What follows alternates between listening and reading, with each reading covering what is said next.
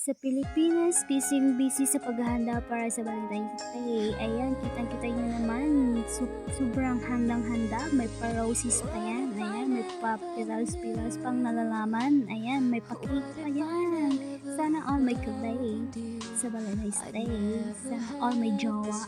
Ayan, may pa-wine pa yan. Wow, sana all. Pero kami mga OFW, busy rin sa paghahanda para sa Ramadan. Ayan, ang aming hinahanda, mga inday. Kita nyo naman, ang sambosa at lumpia ng Arabo.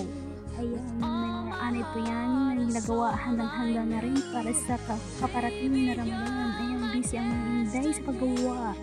Yan ang aming mga kadate. Sana all.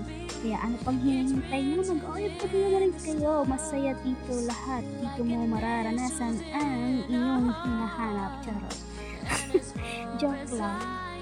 Ano yan kami guys? Ayan, yan ang aming pinagkakabalahan.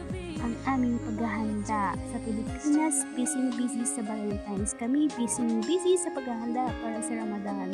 Yan lang. Okay. Bye guys. See you.